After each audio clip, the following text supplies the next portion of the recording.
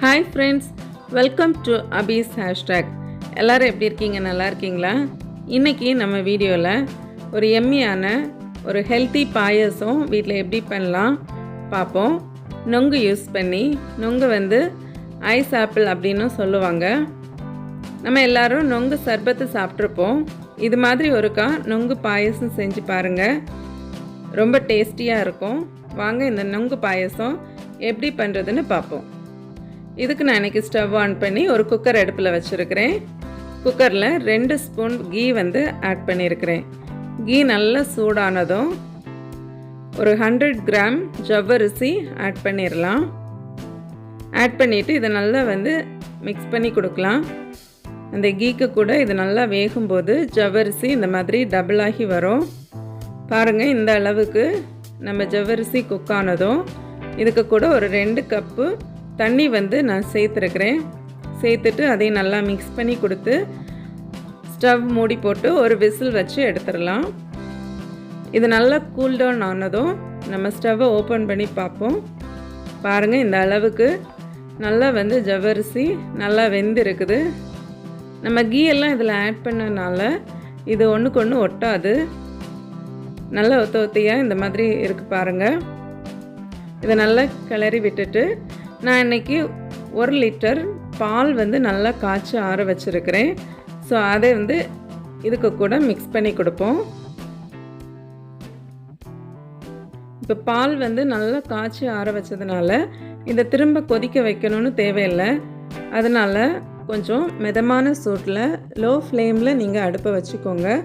வச்சுட்டு இந்த ஜவ்வரிசியும் பாலும் நல்லா மிக்ஸ் ஆகுறது மாதிரி கிளறி கொடுத்துட்டு, இதுக்கு ஸ்வீட்னஸுக்கு நான் இன்றைக்கி மில்க்மெய்ட் யூஸ் பண்ணியிருக்கிறேன்.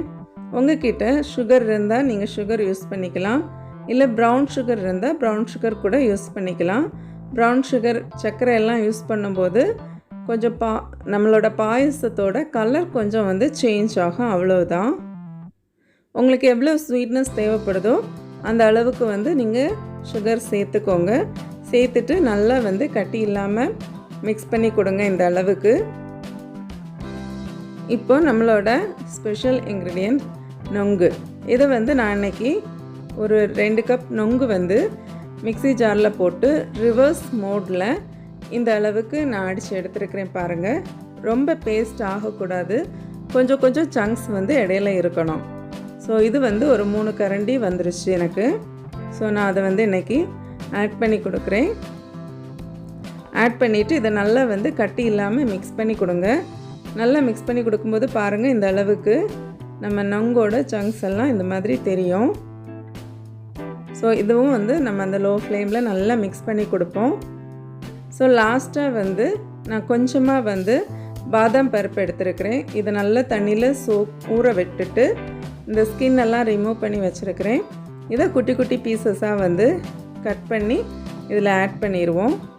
இது வந்து நம்ம பாயசம் குடிக்கும்போது கொஞ்சம் சங்க்ஸாக இந்த மாதிரி கடிப்படும்போது நமக்கு நல்லா டேஸ்டியாக இருக்கும்.